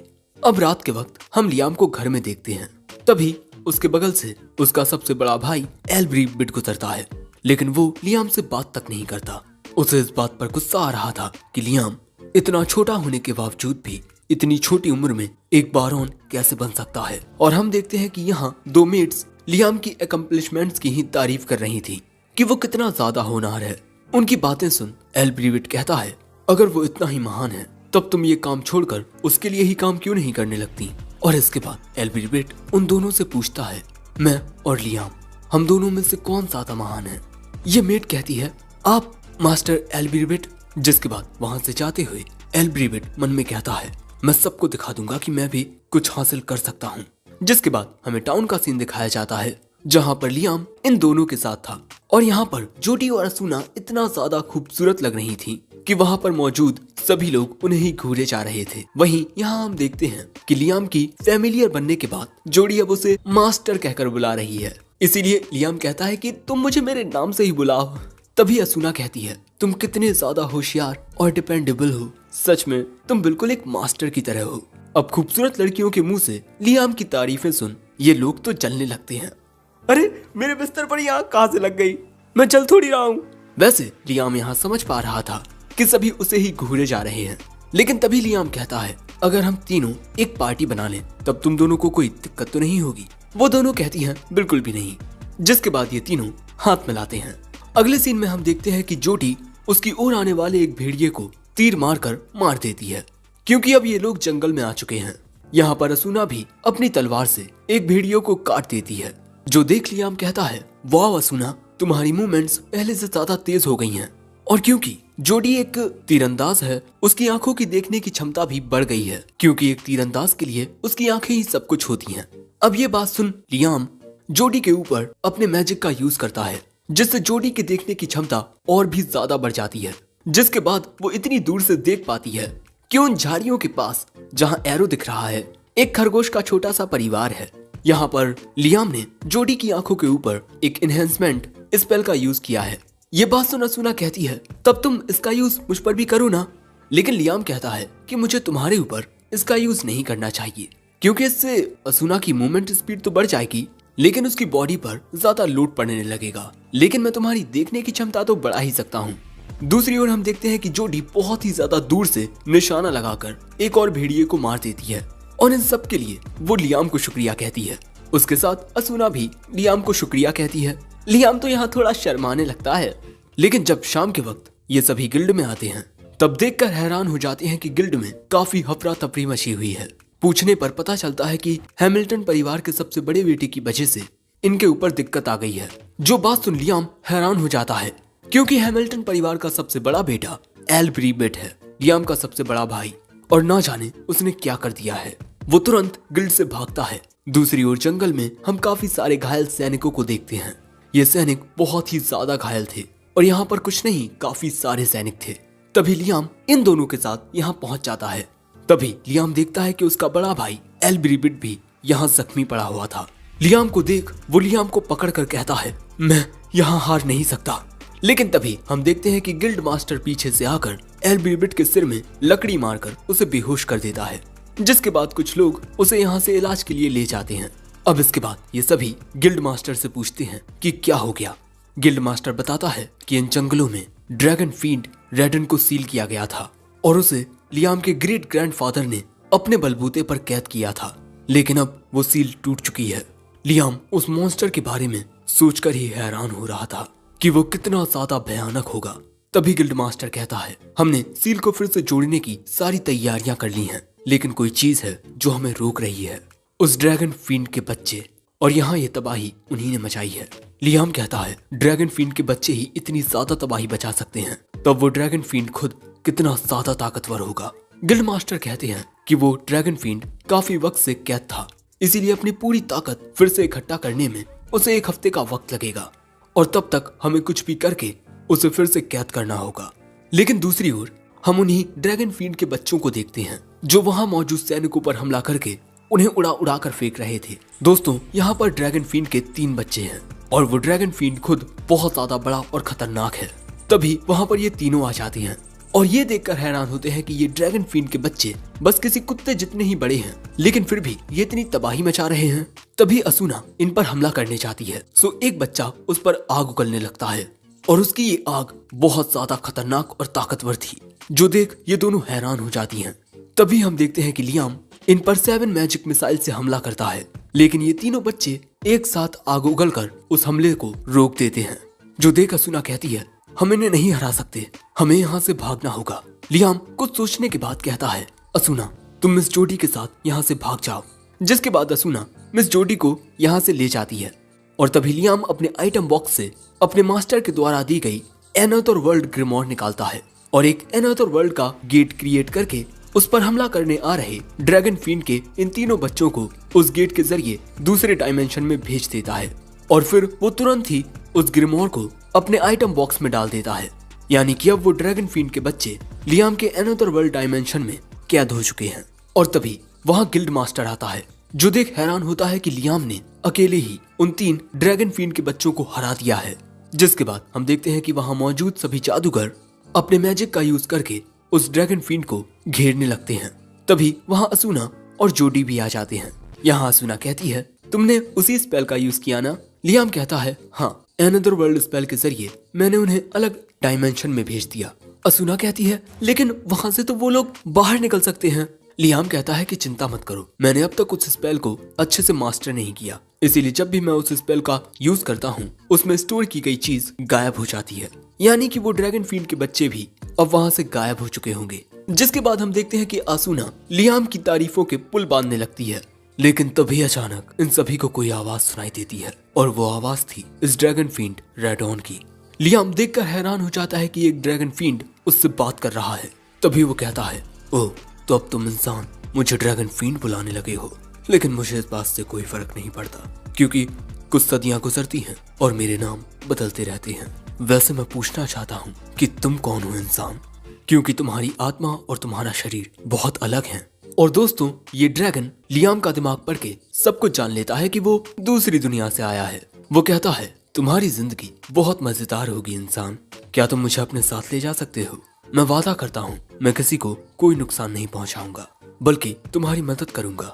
लियाम कहता है, मुझे नहीं लगता कि तुम झूठ बोल रहे हो, मैं तुम्हारी बात मान लेता हूँ। और अगले ही पल में वो ड्रैगन बहुत ही ज्यादा चमकने लगता है, जिस वजह से किसी को भी कुछ दिखाई नहीं देता। और इसके बाद वो ड्रैगन एक एनर्जी फॉर्म में आकर लियाम की बॉडी के अंदर जाने लगता है और अगले ही पल में सब कुछ नॉर्मल हो जाता है, सिवाय एक चीज के। लियाम के हाथ पर अब एक निशान आ चुका है, साथ ही उसके शरीर में अब एक अलग ही नई ताकत आ गई है। गिल्ड मास्टर भी हैरान होता है कि क्या इसने ड्रैगन फील्ड को एब्सॉर्ब कर लिया। तभी लियाम मैजिक मिसाइल्स का यूज करता है और अब हम देखते हैं कि वो बिना इनकांटेशन के भी मैजिक मिसाइल्स का यूज कर सकता है। जिसके बाद वो अपनी दुनिया की आइडल्स के नाम बोलते हुए मैजिक मिसाइल का यूज करता है और इस बार एक साथ 17 मिसाइल्स निकलते हैं और इन्हें लियाम कंट्रोल कर पा रहा था। लेकिन तभी अचानक लियाम नोटिस करता है कि वहाँ पर जो बाकी के लोग थे वो कमजोर होकर वहीं गिर रहे हैं। इसीलिए लियाम के अंदर मौजूद ड्रैगन कहता है, अपने माना पर काबू पाओ। और जब लियाम ऐसा करने की कोशिश करता है तब उसका ये हाथ का निशान गायब हो जाता है और हम देखते हैं कि लियाम के माना की वजह से जोडी और असूना को छोड़कर बाकी सबको दिक्कत हो रही थी, क्योंकि ये दोनों लियाम की फैमिलियर्स जो हैं। तभी गिल्ड मास्टर लियाम से कहते हैं, तुमने हमारे लिए एक बहुत ही बड़े खतरे को हटा दिया है लियाम, इसीलिए शुक्रिया। लेकिन लियाम कहता है कोई बात नहीं, और तभी वो अपने मैजिक आइटम को सम्मन करके उसमें से सोना निकालने लगता है, जो देख गिल्ड मास्टर हैरान हो जाता है। और ऐसा लियाम इस वजह से कर रहा है क्योंकि उसकी वजह से जो भी नुकसान हुआ है इस सोने से उसकी भरपाई हो जाएगी। जो देख गिल्ड मास्टर अपना सिर पकड़ लेता है और मन में कहता है, काश लियाम, काश एल्ब्रिबिट की जगह तुम हैमिल्टन परिवार के मुखिया होते तो कितना बेहतर होता। दूसरी ओर लियाम के घर पर लियाम के पिता उससे कहते हैं, एल्ब्रिबिट ने जो रायता फैलाया तुमने उसे समेट कर बहुत अच्छा किया। लियाम कहता है, कोई बात नहीं पिताजी, वैसे अब भाई के साथ क्या होगा? वो बताते हैं कि इस वक्त वो जेल में है। और दोस्तों वर्स्ट केस सिनारियो ये भी हो सकता है कि एल्ब्रिबिट को उसके परिवार की जिम्मेदारी ना सौंपी जाए। तभी उसके पिता कहते हैं, तुम्हारे इस कारनामे की गूंज दूर तक जाएगी और कोई जरूर से तुम्हें अवार्ड देने के लिए आएगा। वैसे एल्ब्रिबिट ने जो किया उसका जिम्मेदार लियाम खुद को मान रहा था, इसीलिए वो अपने भाई के कमरे में आता है। लेकिन तभी वो कुछ आवाजें सुनता है जहां एल्ब्रिबिट चलने की हालत में भी नहीं होता, फिर भी वो खड़ा होने की कोशिश कर रहा था। वो कहता है, ड्रैगन फील्ड को लियाम ने हराया है, लेकिन वो हमारे परिवार का वारिस नहीं है, उसकी जगह मुझे वो करना था। और इस बात से लियाम को समझ आता है कि एल्ब्रिबिट बस हैमिल्टन परिवार को प्रोटेक्ट करना चाहता है कि कहीं वो अपना स्टेटस ना खो दें। और फिर आज रात सोने के बाद लियाम को एक बड़ा अजीब सा सपना आया। लियाम कहता है, मैं सपने में उस मैजिक का यूज कर रहा था। जिसके बाद लियाम चेक करता है तो उसे पता चलता है कि अब उसके पास नए स्पेल्स आ चुके हैं। जिसके बाद वो सीधा जंगल में आता है। जंगल के बीच में आकर उसे पता चलता है कि उसने 2 नए मैजिक स्पेल सीख लिए हैं। पहले स्पेल से लियाम को बिल्कुल एनोदर वर्ल्ड वाले स्पेल जैसी फीलिंग आ रही है। और फिर ऐसे ही शाम हो जाती है और लियाम उस स्पेल की प्रैक्टिस करता रहता है और आखिर में वो इसका यूज कर लेता है, summon low level dragon Redon junior. दोस्तों यहाँ पर लियाम ने एक समनिंग मैजिक का यूज किया, जिससे एक ड्रैगन फील्ड का बच्चा समन हुआ है। जिसके बाद लियाम इसके साथ थोड़ा खेलने लगता है, लेकिन तभी वहाँ कोई आता है। ये होती है प्रिंसेस स्कारलेट और उन्हें अपनी आंखों पर यकीन नहीं हो रहा था कि किसी ने होली मैजिक का यूज किया है, और वो भी एक छोटे से बच्चे ने। लियाम कहता है, आप यहाँ क्या कर रही हैं? वो बताती है, मैंने तुम्हारे पिता के जरिए तुम्हें एक मैसेज पहुंचवाया है। यानी कि दोस्तों यही लियाम को रिवॉर्ड देने के लिए आई है, क्योंकि उसने ड्रैगन फील्ड को हराकर एक बहुत बड़ी एकम्प्लिशमेंट की है। लेकिन लियाम के पिता की वजह से लियाम को उनसे बड़ा टाइटल इस वक्त नहीं मिल सकता, इसीलिए प्रिंसेस लियाम को एक 3rd class title order of the phoenix देती हैं। और लियाम को ये टाइटल लेना ही होगा। तभी जाकर लोगों को यकीन होगा कि एक नया हीरो आ चुका है जिसने ड्रैगन फिन को हराया है।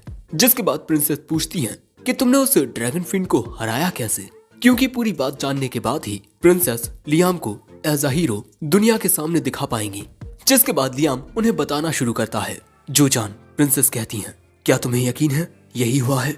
लेकिन ये नामुमकिन है, विदाउट अ डाउट तुमने होली मैजिक का यूज किया। मैं चाहती हूँ कि तुम ये कहानी कुछ वक्त तक बस अपने तक ही सीक्रेट रखो। मैंने तुम्हें कह दिया है कि इस बारे में किसी और को पता ना चले, समझे? लियाम कहता है, यस मैम। अब अगले दिन लियाम के घर पर प्रिंसेस के सबऑर्डिनेट आते हैं एक बड़ा सा बॉक्स लेकर जिसमें 3000 गोल्ड कॉइन्स थे। और वहां पर मौजूद मेट्स भी बहुत खुश होती हैं क्योंकि आज से पहले उन्होंने इतना सारा सोना कभी नहीं देखा। लियाम की पॉपुलैरिटी बढ़ती जा रही है। और हाँ, ये एपिसोड यहीं खत्म हो गया, लेकिन मेरे बिस्तर में ये फिर से आग कैसे लग गई? जल्दी कोई पानी लाओ वरना पूरा घर जल जाएगा। एपिसोड 4 की शुरुआत में मिस्टर जेम्स लियाम से पूछते हैं कि क्या उसे लाइट मैजिक का यूज करना आता है। लियाम सोचता है कि उसे यहाँ कुछ कहना चाहिए या नहीं, क्योंकि प्रिंसेस ने उसे ये बात किसी और को बताने से सख्त मना किया था। मिस्टर जेम्स कहते हैं, तुमने एक बहुत ही बड़ी एकम्प्लिशमेंट की है। इससे तुम्हारा परिवार अपनी नोबिलिटी बनाए रख सकता है। जो रिपोर्ट मुझे दी गई है उसके अकॉर्डिंग उस ड्रैगन फिन का वो बड़ा सा शरीर अचानक ही लाइट बनकर तुम्हारी बॉडी में चला गया। अब ये सब सुनने के बाद वो ये बात और नहीं छुपा पाता और मिस्टर जेम्स को बता देता है कि हाँ, उसने कुछ नए होली स्पेल सीखे हैं। मिस्टर जेम्स कहते हैं, तुम मुझे उनका यूज करके क्यों नहीं दिखाते? जिसके बाद लियाम उन्हें ऑल क्लियर नाम का एक होली मैजिक कास्ट करके दिखाता है। और दोस्तों, ये स्पेल शरीर में मौजूद हर एक बीमारी को ठीक कर सकता है। ये सब जानकर मिस्टर जेम्स लियाम से पूछते हैं कि क्या उसे वॉर ऑफ 3 ड्रैगन्स के बारे में पता है। एक बार 3 ड्रैगन्स के बीच आपस में घमासान युद्ध हुआ और उनमें से एक ड्रैगन ने बाकी 2 को हरा दिया। लेकिन कहा जाता है कि उस ड्रैगन ने बाकी के 2 ड्रैगन्स को हराने के लिए होली मैजिक का यूज किया था। जिसके बाद उस ड्रैगन ने एक इंसान की मदद की और साथ मिलकर उन दोनों ने एक राज्य बनाया और वही है इनका राज्य। ये बातें सुन लियाम को कुछ ज्यादा समझ नहीं आता। तभी मिस्टर जेम्स कहते हैं कि अब तुम भी एक ड्रैगन के साथ मिल चुके हो, है ना? और ये बात बिल्कुल सच है, क्योंकि ड्रैगन फील्ड रेडॉन लियाम की बॉडी में एंटर कर गया था और अब ये दोनों एक हो गए हैं। फिर मिस्टर जेम्स कहते हैं, शायद अब वक्त आ गया है कि इतिहास फिर से खुद को दोहराए। लेकिन ऐसा होने में 2 चीजें रुकावट पैदा कर सकती हैं। पहले हैं तुम्हारे पिता। हैमिल्टन फैमिली को उनका नोबल स्टेटस उस ड्रैगन फील्ड को सील करने की वजह से मिला था। लेकिन अगर पुरानी कहावत सच है तब इसका मतलब हैमिल्टन परिवार की अचीवमेंट कोई अचीवमेंट थी ही नहीं, यानी कि अब उसके परिवार को अब नोबल स्टेटस से हटाया जा सकता है। अब ये बात सुन लियाम परेशान हो जाता है, क्योंकि उसके पिता और उसका बड़ा भाई अपने स्टेटस को बचाने के लिए बहुत ज्यादा मेहनत कर रहे हैं। तभी मिस्टर जेम्स कहते हैं, लेकिन इससे बड़ी दिक्कत वाली बात यह है कि कहीं वो ड्रैगन हमारे राज्य से गुस्सा होकर हमसे बदला लेने के बारे में ना सोचे, क्योंकि इतने सालों तक उसे कैद में रखा गया। लेकिन तभी लियाम बताता है कि जब उसने उस ड्रैगन को ड्रैगन फील्ड कहकर पुकारा तब उस ड्रैगन ने कहा, ओह, तो अब इंसान मुझे इस नाम से पुकारने लगे हैं। लेकिन मुझे कोई फर्क नहीं पड़ता कि इंसान मुझे क्या कहकर पुकारें। कुछ सदियों बाद वो मेरा कुछ और नाम रख देंगे। और इसी वजह से यहाँ लियाम को पूरा यकीन होता है कि वो ड्रैगन इनसे जरा भी नाराज नहीं है। तभी मिस्टर जेम्स कहते हैं, यानी कि तुम हमारे राज्य के सेवियर हो और हम में से किसी को इस बात का एहसास तक नहीं था। तुम्हारी ये अचीवमेंट अब तक की किसी भी अचीवमेंट से बहुत ज्यादा बड़ी है। अब यहाँ से जाते वक्त लियाम अपने मैजिक स्पेल्स के बारे में ही सोच रहा था। जिसके बाद हम देखते हैं कि वो गिल्ड में आता है, जहाँ उसका इंतजार जोडी और असुना कर रही थी। लियाम के वहाँ आते ही जो असुना और जोडी होती हैं, वो उसे वहाँ से ले जाती हैं।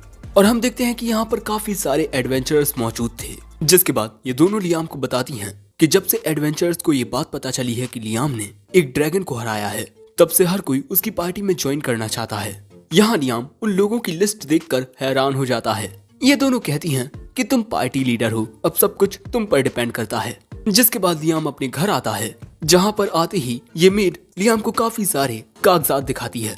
ये वो इनविटेशंस हैं जो लियाम की शादी के लिए आए हैं। लेकिन भैया यहाँ पर बहुत सारे लेटर्स होते हैं। तभी वहाँ एक कार्ड के साथ ब्रूनो आता है और उसने जिस लड़की से शादी की है उनके ही एक रिश्तेदार ने ब्रूनो को ये कहा है कि वो अपने भाई को उनकी इकलौती बेटी के साथ शादी करने के लिए मनाए। फिर ब्रूनो पूछता है, अब तुम मुझे सच सच बताओ कि आखिर तुमने किया क्या है, क्योंकि इतने सारे इनविटेशंस उन लोगों को भी नहीं मिलते जो हाई रैंकिंग नोबल्स होते हैं। लियाम मन में कहता है अब सभी लोग मुझ पर शक कर रहे हैं और मैं इस दुनिया में कुछ ज्यादा ही पॉपुलर हो रहा हूँ। जिसके बाद हम देखते हैं कि लियाम जोडी और असुना को लेकर जंगल में जा रहा था। जिसके बाद वो उनके सामने अनदर वर्ल्ड स्पेल को यूज करता है, जिससे उनके सामने अनदर वर्ल्ड का दरवाजा आ जाता है। जिसके बाद ये तीनों इसके अंदर आते हैं और यहाँ इनका एक काफी अच्छा घर भी बन गया था जो लियाम ने टाउन के कारपेंटर्स से बनवाया है। सो असुना पूछती है कि क्या ये घर यहाँ से गायब नहीं होगा, क्योंकि जब भी तुम इस स्पेल को ऑफ करते हो इसमें मौजूद चीजें गायब हो जाती हैं। लियाम बताता है कि अब ऐसा नहीं होगा क्योंकि उसने अनदर वर्ल्ड स्पेल को मास्टर कर लिया है। जिसके बाद लियाम उन्हें पूरा घर घुमाता है, लेकिन बेडरूम में आने पर जोडी पूछती है मुझे लगता है कि इस जगह पर कॉन्सेप्ट ऑफ लाइटनिंग है, मतलब दोस्तों इस अल्टरनेट डायमेंशन में रात नहीं होती और हमेशा उजाला रहता है। जिसके बाद हम देखते हैं कि लियाम एक लो लेवल शेड स्पिरिट को सम्मन करता है क्योंकि उसे किसी न किसी तरीके से इस जगह पर अंधेरा करना होगा ना, तभी तो ये लोग सो पाएंगे। जिसके बाद वो स्पिरिट सम्मन होकर आती है और उसके आते ही वो स्पिरिट उस पूरी जगह पर घुप अंधेरा कर देती है, जिस वजह से इन्हें कुछ भी दिखाई नहीं देता। सो लियाम सैलामेंडर को सम्मन करता है और सैलामेंडर वहां आग लगा देता है। जोडी कहती है कि लियाम क्या तुम इस जगह पर थोड़ा उजाला कर सकते हो, लेकिन हमें पता चलता है कि जो स्पिरिट शेड है वो डार्कनेस के लेवल को कंट्रोल नहीं कर पाता क्योंकि वो एक लो लेवल स्पिरिट है। जो जान असुना कहती है कि काश स्पिरिट्स भी हमारी तरह ग्रो कर पाती। जो बात सुन लियाम को एक आइडिया आता है और फिर लियाम स्पिरिट शेड के साथ कॉन्ट्रैक्ट मैजिक फैमिलियर का यूज करता है और फिर लियाम का फैमिलियर बनते ही स्पिरिट शेड का साइज बढ़ जाता है और अब वो बोलने भी लगता है। अब वो एक मिड लेवल स्पिरिट बन चुका है और इसके बाद हम देखते हैं कि वो उस जगह पर नेचुरल लेवल का अंधेरा कर देता है और इसके बाद लियाम का शुक्रिया करने लगता है कि लियाम ने उसके साथ एक मैजिक कॉन्ट्रैक्ट बनाया। वो लियाम की अंगूठी देख कहता है जो आप अपनी उंगली में पहने हुए हैं, क्या वो एक एंशिएंट स्टोरेज डिवाइस है? लियाम कहता है ये तो एक मैजिक पीडिया है। वो स्पिरिट शिप बताता है कि लियाम आसानी से mid level spirit summoning spell को इस अंगूठी में स्टोर कर सकता है। जो सुन लियाम अब इस चीज को ट्राई करने का सोचता है। वो इस अंगूठी से ना जाने क्या करता है जिससे स्पिरिट शेड अचानक ही अपना रूप बदलकर इस अंगूठी के अंदर चली जाती है। जिसके बाद हम देखते हैं कि Liam low level spirit salamander को भी कॉन्ट्रैक्ट मैजिक के जरिए मिड लेवल स्पिरिट में तब्दील कर देता है और फिर उसे भी अपनी अंगूठी में रख लेता है। जिसके बाद वो अपने कॉन्ट्रैक्ट मैजिक से अपनी सभी लो लेवल स्पिरिट्स को मिड लेवल में तब्दील कर देता है और उन सभी को अपने मैजिक पीडिया में रख लेता है। तभी जोडी बताती है कि मिड लेवल समनिंग ग्रोमोर्स किसी नोबल फैमिली के ट्रेजर जितनी ही कीमती होती हैं। जो सुन लियाम कहता है कि मैं इस स्पेल को जल्द से जल्द मास्टर करना चाहता हूँ। फिर अगले दिन रेडॉन के कहने पर लियाम जंगल में आता है, उस जगह पर जहाँ रेडॉन सालों से कैद था। तभी रेडॉन की आवाज आती है। वो कहता है कि लियाम तुम मेरे बच्चे को सम्मन करो। अब वक्त आ गया है कि लियाम अपने मिड लेवल के समनिंग स्पेल का यूज करे, जिसकी प्रैक्टिस वो काफी वक्त से करता आ रहा था। जिसके बाद वो रेडॉन जूनियर को सम्मन कर लेता है और जैसे ही रेडॉन जूनियर सम्मन होता है अचानक ही लियाम के सामने की जगह बदल जाती है, जैसे उसके सामने का कोई इल्यूजन टूट गया हो। दोस्तों लियाम देखता है कि अब उसके सामने काफी सारी फेयरीज होती हैं, लेकिन तभी वो फेयरीज लियाम को देख डर कर भागने लगती हैं। लियाम उन्हें समझाता है मैं तुम्हारा दुश्मन नहीं हूँ, मुझे यहाँ पर रेडॉन ने आने के लिए कहा था। और फिर वो उन्हें रेडॉन जूनियर दिखाता है। जिसके बाद वो स्पिरिट्स उसके करीब आ जाती हैं। लियाम कहता है रेडॉन ने मुझे यहाँ पर इसीलिए आने को कहा ताकि मैं तुम सभी को प्रोटेक्ट कर सकूं, क्योंकि दोस्तों जो इंसान होते हैं वो कुछ बहुत ही वैल्यूएबल मैजिक आइटम्स बनाने के लिए इन फेरीज को मारकर इनका इस्तेमाल करते हैं और यहाँ पर लियाम इसी वजह से इनकी हिफाजत करने के लिए आया है। तभी रेडॉन कहता है कि जब तुम इनके ऊपर स्पेल कास्ट करो तब तुम्हें इन्हें नाम देने होंगे। जिसके बाद लियाम एक फेरी के ऊपर अपने कॉन्ट्रैक्ट मैजिक का यूज करता है, जिससे हम देखते हैं कि वो फेरी साइज में बड़ी हो जाती है। लियाम इसका नाम रेना रखता है और अब ये फेरी एक एल्फ बन चुकी है, यानी कि ये फेरीज एल्फ में इवॉल्व होती हैं और ये फेरी लियाम की मैजिकल पावर की वजह से ही इवॉल्व हुई है, क्योंकि कॉन्ट्रैक्ट मैजिक का यूज करते वक्त जब आप अपने फैमिलियर को एक नाम देते हैं तब इससे उनकी पावर और बढ़ जाती है। जिसके बाद लियाम उन सभी फेरीज पर अपने कॉन्ट्रैक्ट मैजिक का यूज करते हुए उन सभी को नाम देने लगता है और वो सभी प्यारी प्यारी एल्फ्स बनने लगती हैं इवॉल्व होकर। जिसके बाद वो सारी लड़कियां लियाम को शुक्रिया कहती हैं। तभी रेना कहती है अब हम आपके फैमिलियर्स बन चुके हैं, आप बताइए अब हमें क्या करना है। लियाम कहता है क्यों ना तुम सभी यहाँ पर एक गांव बसाओ और रेना तुम इस गांव की मुखिया बनोगी, ओके। जो सुन रेना कहती है, हम एक ऐसा गांव बनाएंगे जो आपको बहुत पसंद आएगा मास्टर। जिसके बाद ये सभी लड़कियां आपस में डिस्कशन करने लगती हैं कि इन्हें किस प्रकार के घर बनाने चाहिए। लेकिन तभी लियाम को जंगल के और अंदर मैजिकल पावर सेंस होती है। लियाम चलते हुए एक पेड़ के पास आता है और यहाँ एक फल लगा हुआ था और इसी में से उसे मैजिकल पावर सेंस हो रही थी। तभी लियाम के पीछे रेना आती है। लियाम उससे पूछता है कि ये कौन सा फल है। वो बताती है कि इन्हें पिक्सीज कहते हैं। ये फल हवा में मौजूद मैजिकल पावर को एब्जॉर्ब करते हैं। लियाम कहता है, क्या मैं इसे खा सकता हूँ? वो कहती है, हाँ बिल्कुल, इन फलों को हम इकट्ठा करते हैं तो जो हमारा है वो आपका है। जिसके बाद लियाम उस फल को तोड़ लेता है और उसे खाता है। उसे खाते ही अचानक लियाम की बॉडी में मैजिकल पावर आ जाती है और वो मैजिक मिसाइल्स का यूज करता है। लियाम देखकर हैरान था कि उसने एक ही बार में 19 मैजिक मिसाइल्स को शूट कर लिया और ऐसा इस वजह से हुआ क्योंकि इस फल को खाने से लियाम की मैजिकल पावर इंक्रीज हो गई थी। फिर अगले दिन लियाम आता है ये देखने की गांव का काम कैसा चल रहा है और यहाँ पर ये सभी लड़कियां अब लियाम को मास्टर लियाम कहकर बुलाने लगती हैं। और भैया इन्होंने यहाँ एक बहुत ही तबाही घर बनाया है। ये लड़कियां कुछ नहीं जानती कि घर कैसे बनता है। लेकिन तभी हम देखते हैं कि कुछ बुरे आदमी यहाँ एक एल्फ को पकड़ लेते हैं और जाहिर सी बात है ये लोग इसके साथ रातें गुजार कर इसे बेच देंगे क्योंकि ये एक एल्फ है। लेकिन तभी आता है लियाम दौड़ते हुए। वो कहता है, मैं आ गया हूँ सूसी, अब तुम चिंता मत करो। तभी एक आदमी ये कहते हुए लियाम पर हमला करने के लिए आगे बढ़ता है कि साले बच्चे, तू बड़ा हीरो बन रहा है।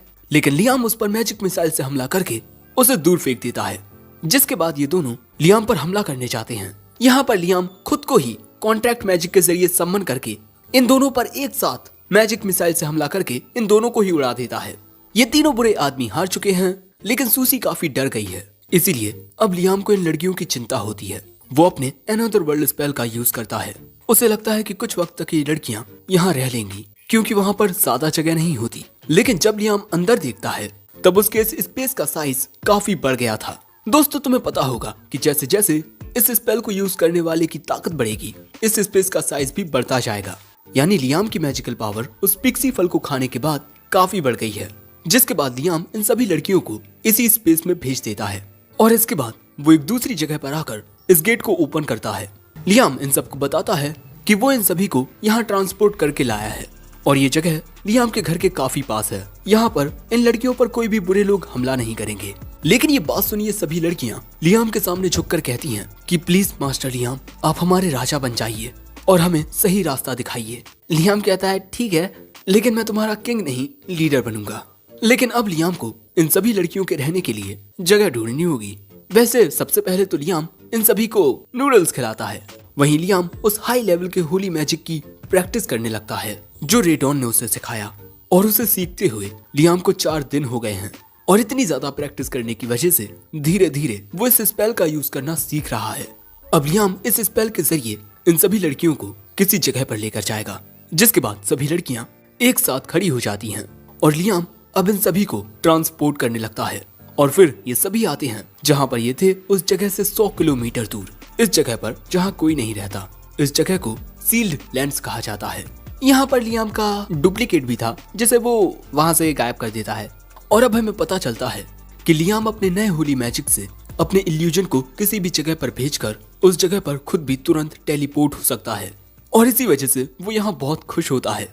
अब फिर हम देखते हैं कि इनके सामने जो जगह होती है, ना जाने लियाम यहाँ क्या करता है, वो पूरी जगह शीशे की तरह टूट जाती है और इनके सामने एक अलग ही नजारा आता है और हमें पता चलता है कि इस जगह को रैंडन ने सील किया था।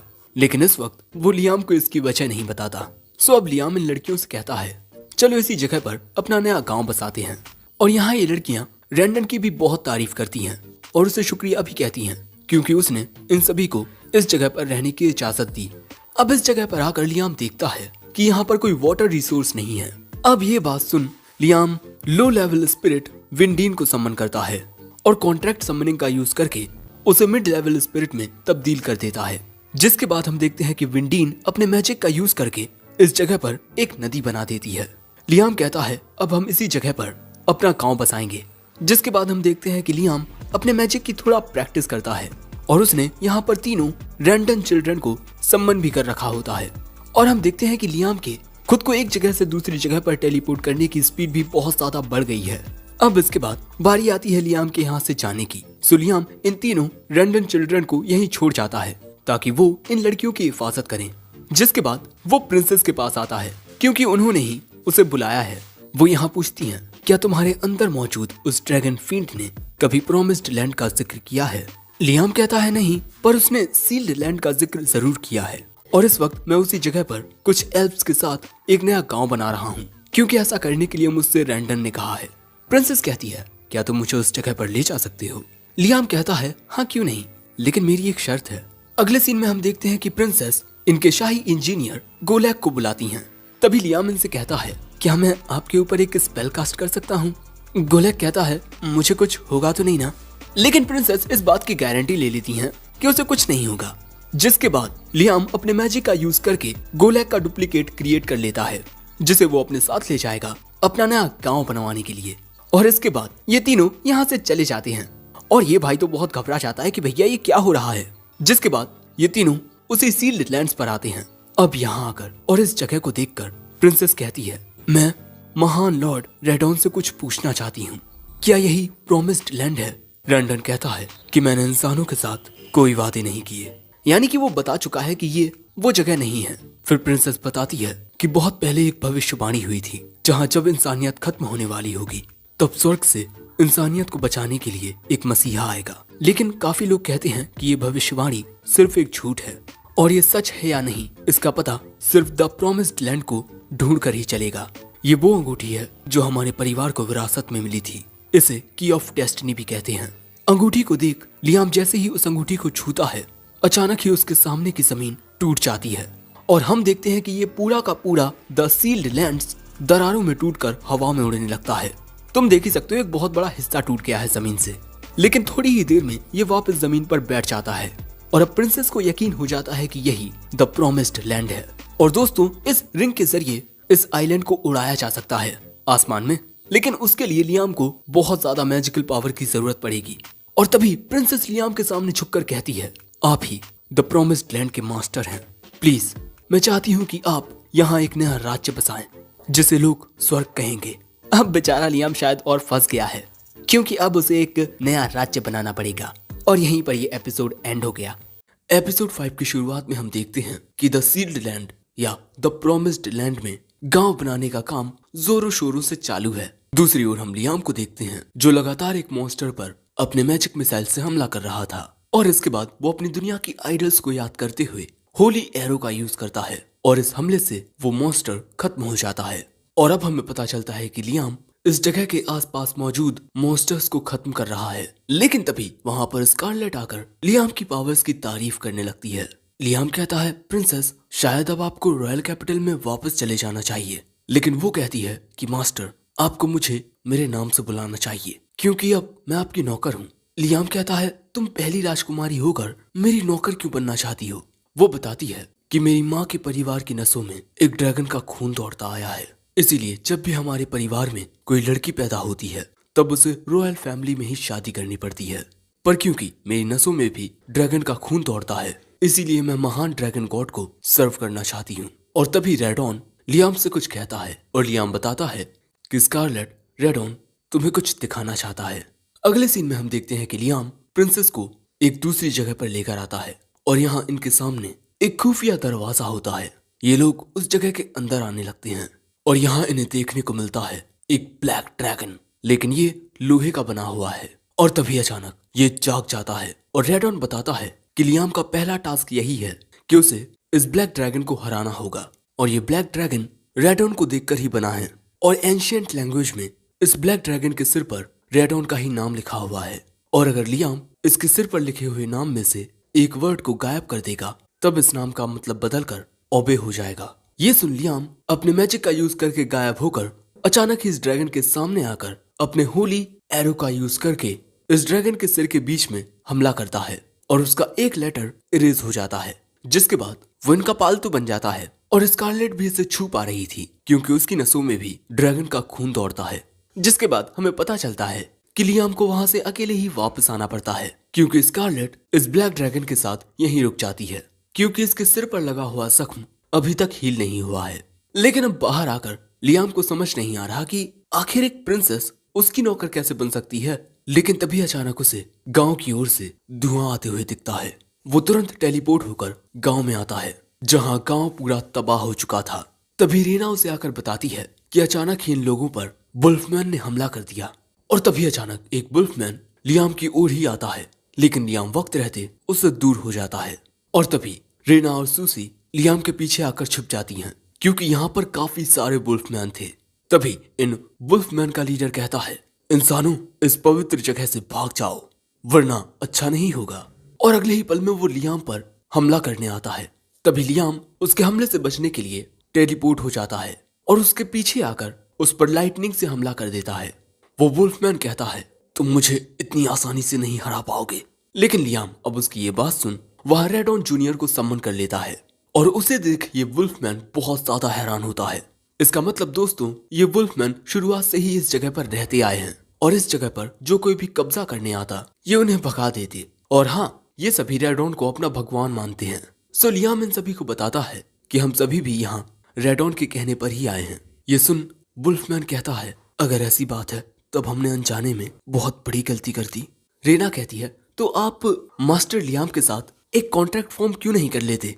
ये बात सुन लियाम तो भैया हैरान हो जाता है कि ये सब क्या हो रहा है। लेकिन क्योंकि ये सभी रेडॉन के प्रति बहुत वफादार हैं, इसलिए लियाम कॉन्ट्रैक्ट के लिए तैयार हो जाता है।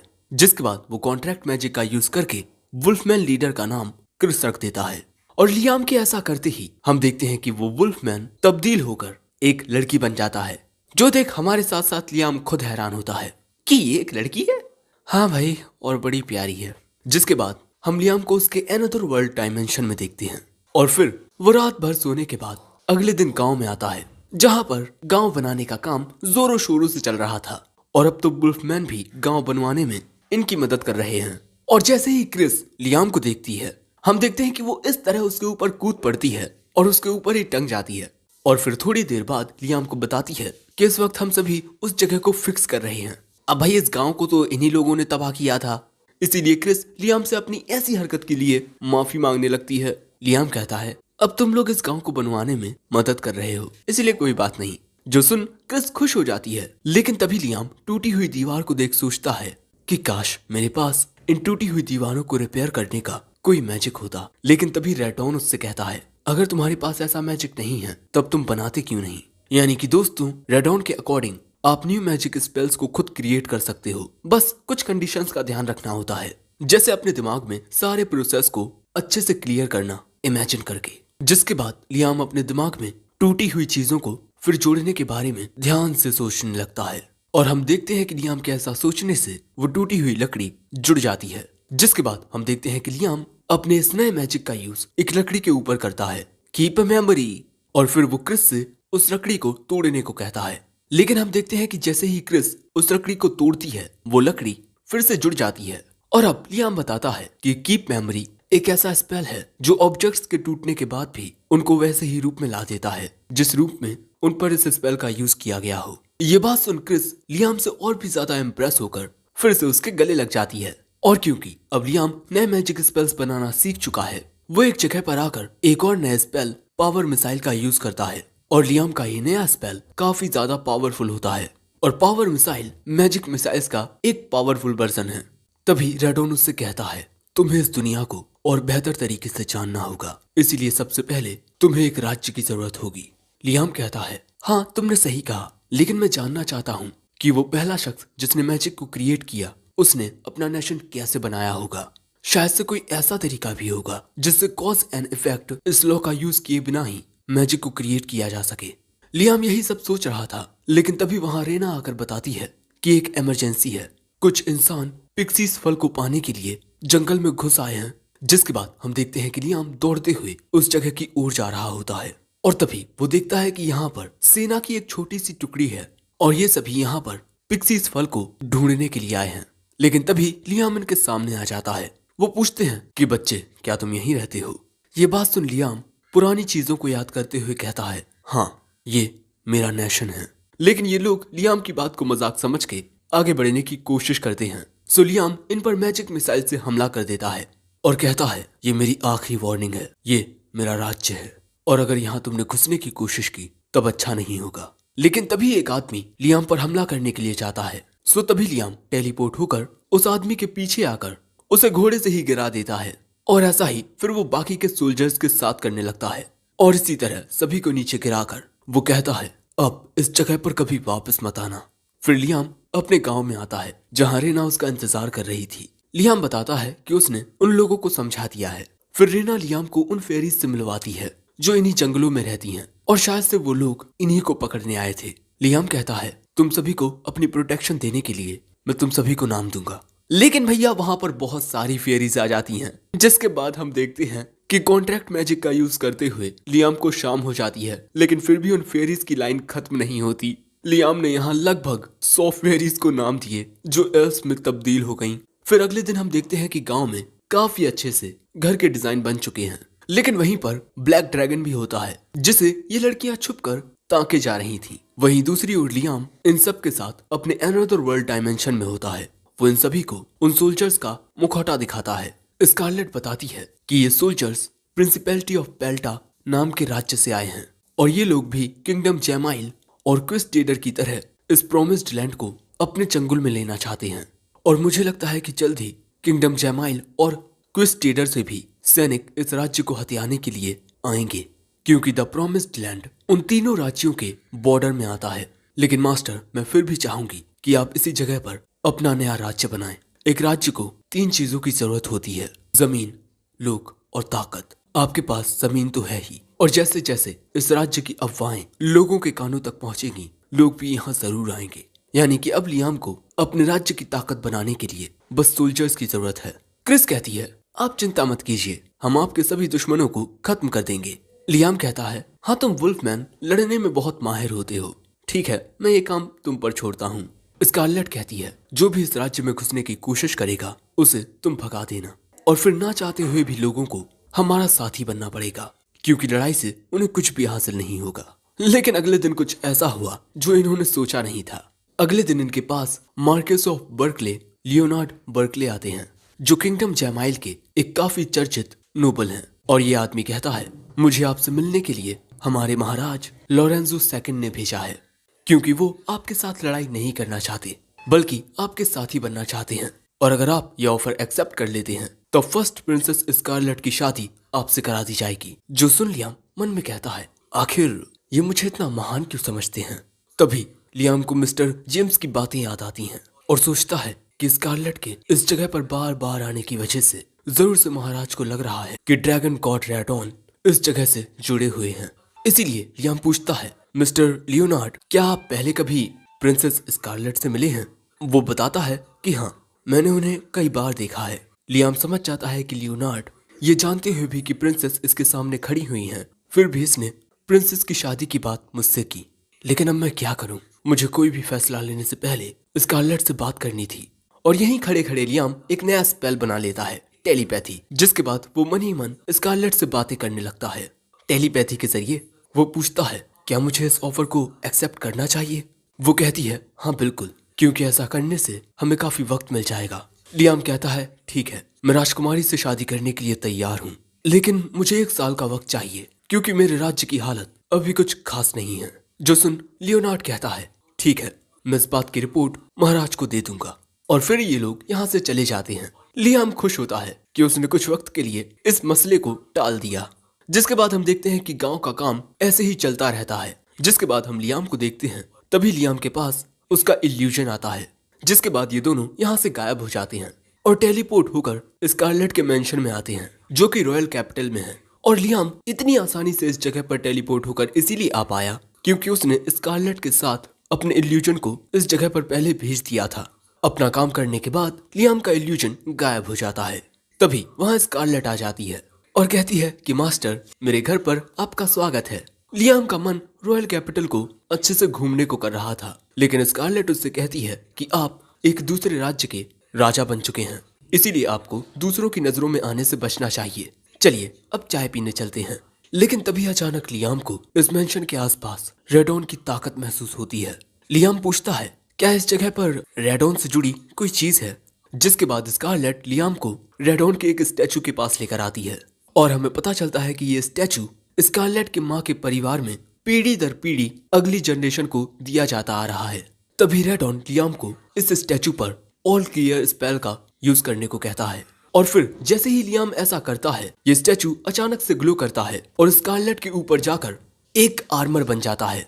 स्कारलेट को भी कुछ समझ नहीं आता कि ये क्या है, लेकिन इसके बाद स्कारलेट होली एरो का यूज करती है। वो ऐसा कर लेती है बस थोड़ी देर के लिए एंड कुछ पल बाद ही वो आर्मर फिर से वही स्टैचू बन जाता है और फिर हमें पता चलता है कि असल में ये स्टैचू एक बैटल आर्मर है जिसे रेडॉन की मैजिकल पावर से बनाया गया था। और इस आर्मर को पहनने के बाद किसी भी इंसान की मैजिकल पावर कैपेसिटी बहुत ज्यादा बढ़ जाती है। इसी वजह से जो स्कारलेट है वो होली मैजिक का यूज कर पाई। हाँ, लेकिन इस स्पेल ने स्कारलेट की पूरी एनर्जी खींच ली और हमें ये भी पता चलता है कि ये एक हाई लेवल का गोल्डन आर्मर था। जो लो लेवल के आर्मर थे वो युद्ध के दौरान खत्म हो गए। लियाम पूछता है कि बैटल मैजिक आर्मर बनाया कैसे जाता है। रेडॉन बताता है कि सबसे पहले उसे हाई मिथ्रिल को इकट्ठा करना होगा। ये बात लियाम स्कारलेट से कहता है। स्कारलेट कहती है कि आप मुझे थोड़ा वक्त दीजिए, जिसके बाद हम देखते हैं कि लियाम अपनी स्पिरिट्स के साथ काम करते हुए बैटल मैजिक आर्मर बनाने लगता है। जिसके बाद हम देखते हैं कि इसी तरह लियाम एक छोटा सा बैटल आर्मर बना लेता है और अब स्कारलेट को इस आर्मर के साथ एक कॉन्ट्रैक्ट बनाना होगा। जिसके बाद वो इस पर अपना थोड़ा खून गिराती है और अगले ही पल में ये आर्मर स्कारलेट की बॉडी पर आ जाता है। जिसके बाद वो होली मैजिक का यूज करती है धनुष बाण बनाकर और उसके हमले से कुछ पेड़ कट जाते हैं और इस बार वो थक कर वहीं गिरती नहीं। तभी रेडॉन लियाम को बताता है कि हाई लेवल मैजिक के आइटम्स को लिविंग क्रिएचर्स के साथ कंपेराइज किया जा सकता है। ये बात सुनकर लियाम इस बैटल आर्मर के साथ कॉन्ट्रैक्ट मैजिक का यूज करता है और वो इसका नाम पैट्रॉन ऑफ बैटल एरिस रखता है। और लियाम के ऐसा करने की वजह से अब स्कारलेट खुद को और भी ज्यादा पावरफुल महसूस कर रही है, क्योंकि अब ये आर्मर कॉन्ट्रैक्ट मैजिक की वजह से और भी ज्यादा पावरफुल हो गया है। और अब जब स्कारलेट फिर से उसी होली मैजिक का यूज करती है तो इस बार वो एक ही बार में काफी सारे पेड़ों को इस तरह काट देती है। और अब यहाँ रेडॉन लियाम को बताता है कि उसने भी एक बार कॉन्ट्रैक्ट मैजिक का यूज किया था, लेकिन वो कभी काम नहीं किया। और किसके ऊपर? गार्जियन रेडॉन के ऊपर, यानी ब्लैक ड्रैगन रेडॉन। असल में वो भी एक बैटल आर्मर है जो रेडॉन के पर्सनल यूज के लिए था। लियाम फैसला करता है कि वो अब खुद उसे ट्राई करेगा। जिसके बाद लियाम ब्लैक ड्रैगन के पास आता है और उस पर अपना खून गिराकर उसके साथ कॉन्ट्रैक्ट बनाता है। जिसके बाद हम देखते हैं कि ब्लैक ड्रैगन चमकने के बाद लियाम की बॉडी पर आकर एक आर्मर का रूप ले लेता है। जिसके बाद लियाम को अपनी बॉडी में बहुत ज्यादा पावर फील होने लगती है। जिसके बाद हम देखते हैं कि लियाम बहुत तेजी से लगातार पावर मिसाइल्स का यूज करते रहता है, लेकिन बहुत ज्यादा मैजिकल पावर यूज करने की वजह से वो थक जाता है और उसका बैटल आर्मर फिर से ब्लैक ड्रैगन बन जाता है। तभी स्कारलेट लियाम के पास आती है। लियाम बताता है कि मैं ठीक हूँ, बस मैंने अपनी पूरी मैजिकल पावर यूज कर ली है। लेकिन तभी रेडॉन कहता है तुम वो तीसरे शख्स हो जो इसको पहनने के बाद अभी तक जिंदा है। साथ ही तुम वो पहले शख्स हो जिसने इस बैटल आर्मर को पहनकर कोई स्पेल कास्ट किया है। अगर तुम सही से इसका इस्तेमाल करना सीख गए तब तुम ये दुनिया जीत सकते हो। और दोस्तों यहीं पर एपिसोड 5 एंड होता है।